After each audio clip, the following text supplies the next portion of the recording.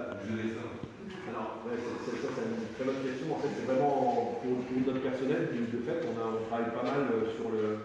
Donc là, Loïc pourrait l'expliquer, mais sur l'extraction des cendres, où on vient mettre des camions en dessous pour pouvoir mettre les cendres dedans. Et donc les gens, potentiellement, ils sont exposés parce qu'on a aussi quelques problèmes techniques. Loïc est plus avec moi. Et donc, on va avoir de la cendre qui potentiellement va être en contact avec le personnel qui travaille. Donc, bien entendu, on demande et on essaye d'imposer de porter les bons équipements de protection, donc les masques, parce que c'est sûr que ça protège, en masse, ça va protéger les voies respiratoires, et les bons EPI. On ne s'agit pas qu'on a eu aussi des réclamations parce que les gens ont des irritations. Mais c'est aussi pas normal. Ça, je vais laisser expliquer Louis. C'est pareil, le déchargement quand on décharge les cendres sur le stockage des cendres. Il ne faut pas qu'il y ait de poussière. Parce que s'il y a de la poussière, pareil, ça va arriver sur le chauffeur, quand il descend, quand il manipule, quand il roule. Et ça, c'est pas ce qu'on veut. Donc, en sécurité, en tout cas, la priorité, c'est de ne pas exposer les gens. Donc là, Loïc essaye de travailler pour ne pas exposer les gens. C'est un autre problème, ça. L'autre question, c'est comment, avec vous êtes là, avec le botonnage de la cendre, pardon. Et là, on est à de formation du et là, dans 10 ans, ça va être stocké où? Ça va vraiment, c'est une mauvaise. Ah oui, bonne question. Oui, alors, il y a plein d'autres questions là-dedans, c'est pour ça que je sais pas où je vous explique juste comment ça fonctionne. Une fois qu'on a brûlé notre charbon, il part dans le procédé, on le filtre pour éviter qu'il parte à la cheminée, et on vient le récupérer dans un silo. Donc les gens qui sont venus l'an dernier ont vu ce silo là, il est là. Et donc ce silo, il a une petite capacité, on peut mettre je crois que c'est 24 heures de production, approximativement. Donc du coup, il faut absolument qu'on le décharge régulièrement et qu'on aille emmener la cendre qu'on stocke là, on l'emmène sur le stockage, la zone de stockage. Donc, on a une problématique ici, c'est-à-dire qu'on a un système d'extraction au niveau du silo pour sortir la cendre et la mettre dans le camion, qui n'est pas très performant et qui aujourd'hui en fait ne nous permet pas de maîtriser, parce qu'on injecte de l'eau aussi, de manière à ce que la cendre ne soit pas sèche. La cendre elle est très très sèche et ça s'envole très facilement, donc si on la met telle quelle dans le camion, ça va fumer complètement et on ne va pas contrôler nos poussières. Donc, quand on extrait la cendre, on injecte de l'eau et le problème c'est qu'on n'arrive pas à extraire en contrôlant correctement le débit et donc automatiquement le mélange eau-cendre n'est pas parfait. Et donc on a lancé tout un panel d'amélioration, on a un projet de 100 millions de francs où on va venir changer ces vannes-là, améliorer l'injection d'eau de manière à traiter le problème à la source, ce que je vais venir après. Si on mélange mal la cendre avec l'eau aussi, automatiquement dans le camion, le mélange ne sera pas parfait, donc quand il va rouler, on va avoir des disséminations de poussière. Et après, quand on va baigner au niveau du stockage, pareil, on va aussi avoir un peu de poussière sur son mélange. Donc, on cherche avant tout à traiter la cause racine de ce problème-là, c'est ça. C'est-à-dire qu'il faut qu'on arrive à travailler là-dessus pour améliorer l'extraction de cendre, d'une part pour la condition de santé et sécurité des employés qui sont dans la zone, et d'autre part, bien entendu, pour améliorer toute la chaîne en fait, de transport de la cendre. Donc la cendre, une fois qu'elle est mise dans le camion, elle est transportée jusqu'au tas. Donc on a un tas qui fait une certaine superficie. Aujourd'hui, on n'utilise qu'une petite partie. Hein. Donc on est comme ça et on vient construire ce tas. Donc on a une autorisation d'exploitation qu'on demande à la l'humain pour pouvoir stocker les cendres. Donc c'est très réglementé. On a un dossier de demande d'autorisation que l'on fait. On avait une première autorisation pour stocker sur une certaine zone. Et cette zone-là est relativement limitée. Et donc ça nous donne une capacité, avec la production actuelle, jusqu'à début de l'année prochaine. Donc on a encore 1 an de production avec la zone de stockage actuelle. Donc on a dû faire une demande d'autorisation. Et je pense que l'année dernière, mon prédécesseur a dû présenter justement le projet dans le cadre de cette demande d'autorisation pour augmenter la taille et pouvoir justement stocker plus de volume. Voilà. Donc ça c'est une phase. Et après, on a encore de l'espace à côté. Donc ça fera partie d'autres demandes d'autorisation futures qui nous permettront de stocker encore plus de volume. Au total, on a jusqu'à 35 ans de stockage. Mais c'est sûr que ça va faire une sacrée montagne. Aujourd'hui, pour ceux qui sont venus la semaine dernière, ça fait déjà un beau tas. On a à peu près, aujourd'hui je crois qu'on a 150 000 tonnes. stocker, mais on a jusqu'à 250 000 tonnes. Mais à terme, on va monter à plusieurs millions de tonnes. Donc en fait, aujourd'hui, la montagne nous paraît grosse, mais c'est une petite montagne par rapport à ce que ça va être. Voilà, donc sur le tas, on a aussi des défis à relever, c'est-à-dire que bon, déjà, l'année dernière, on s'est concerté, on s'est dit bon, est-ce qu'on n'a pas un autre moyen de transport que le camion et un stockage sec qu'on pourrait mettre en œuvre pour éviter d'avoir un stockage sous cette forme. Parce que sous cette forme, la difficulté, c'est d'arriver à contrôler les émissions de poussière suite au vent. Le vent qui va venir lécher les parois du tas et qui va générer, dans les périodes de haut vent, qui va générer des petites émissions de poussière. Donc l'année dernière, on a lancé une étude avec une ingénierie spécialisée dans le domaine pour savoir si le transport en voie semi-humide était vraiment la bonne méthode. Donc on a étudié d'autres possibilités. Donc il n'y a pas 50 possibilités. L'autre possibilité, c'est de transférer en fait avec un tuyau. Et de mélanger avec de l'eau et de faire une espèce de pâte, comme un dentifrice, et de venir mettre ici un stockage sous forme de pâte.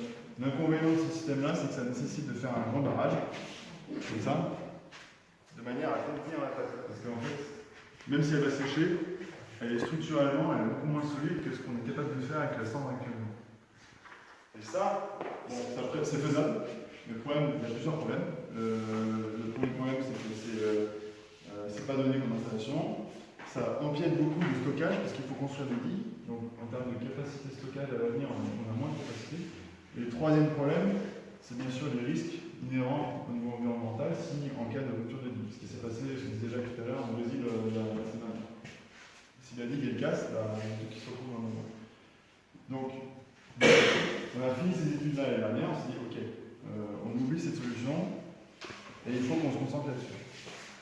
Et on met un certain nombre d'actions aujourd'hui en place et on communique à Environor le mieux qu'on peut pour expliquer la démarche dans laquelle on s'inscrit, de manière à améliorer le système de stockage qu'on a actuellement. Donc, je l'ai dit tout à l'heure, on essaie de travailler la cause ici, c'est-à-dire qu'on essaie de faire en sorte qu'on a un bon mélange. D'accord ? Mais est-ce que c'est ça le plus important? C'est pas le tas le plus important? Le tas de... Les deux sont importants, parce que si on mélange pas correctement la cendre avec l'eau aussi, automatiquement, là on va se retrouver avec de temps en temps de la boue, de la cendre trop humide, et de la cendre sèche. Et cette cendre sèche-là, comment ça se passe? Le camion il arrive, il dépote ici, donc il verse sa benne, et après on est obligé de compacter pour que le tas soit bien solide. Le compacteur ne peut pas passer dans un tas comme ça directement, donc il y a un tractopelle qui arrive avant, qui répartit au sol, qui répartit le tas sur à peu près une hauteur de 15 cm, et après il y a le compacteur qui arrive et qui... Si on a la cendre sèche, donc parce qu'on a mal mélangé ici, ben là, pendant qu'on fait ce travail-là, ça va faire la fumée. Oui, mais après quand ça sèche, je sais pas. Alors, ça c'est une autre problématique. Mais donc c'est important de bien comprendre pourquoi on résout le problème ici, parce que ça va régler, ça va contribuer à contrôler les émissions de poussière lorsqu'on transporte et lorsqu'on dépote. Après, effectivement, là où tu as raison, c'est qu'il faut qu'on fasse en sorte de minimiser l'impact du tas. Donc là, on a plusieurs choses qu'on lance. La première chose qu'on a déjà fait et qui a été bien réalisée, c'est qu'on a compacté, non seulement on compacte le tas lorsqu'on construit, mais on compacte aussi les bords. C'est-à-dire que le tas, si vous l'avez vu la semaine dernière, il est vraiment droit, c'est une pyramide, il est carré. Donc il est lisse, on fait le plus lisse possible de manière à ce que quand on souffle dessus, eh ben, il approche moins bien sur les parois et donc il amène moins la poussière. Et ça a ses limites. C'est-à-dire que même malgré ça, Jacques nous a appelé, je pense que c'était le 30 décembre, et quand il y a 25 nœuds de vent, et malgré ça, il y a encore des émissions de poussière. Donc il faut qu'on fasse des choses pour améliorer ça.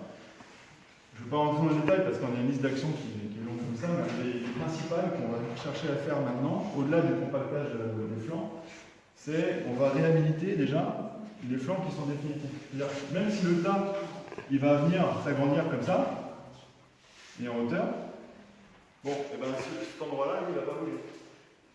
Mais je sais pas si ça peut se faire, mais ça peut pas être confiné, ça? Il peut y avoir des... C'est une montagne. Oui, non, mais ça, je sais pas la dimension, moi, je sais pas. Ça fait 40 mètres de haut. Ça fait fait 40 mètres de haut. C'est mon rêve. 30 camions par jour. Par contre, ce qui est important, ce qu'il a dit, c'est une espèce de confinement. C'est on va planter des plantes, des arbres. C'est ça. On va Sur confiner. les flancs qui sont définitifs, qui ne vont pas bouger, parce qu'il y en a qui vont bouger, là, parce qu'on va agrandir là. Et sur ceux qui ne bougeront pas, notamment les flancs qui sont nord-est et nord-ouest, ces deux flancs-là, eux, ils ne vont pas bouger. Donc là, dès la semaine prochaine, on va commencer à positionner du schiste. Donc, De la terre. de la terre, des camions en haut, et puis après, on va venir mettre des graines de manière à ce que la végétation repousse. Donc ça va contribuer à stabiliser les flancs définitifs. Après, pour les flancs qui vont continuer à avancer, là on fait des tests. C'est-à-dire qu'on n'a pas encore de solution miracle, il y a des choses qui existent.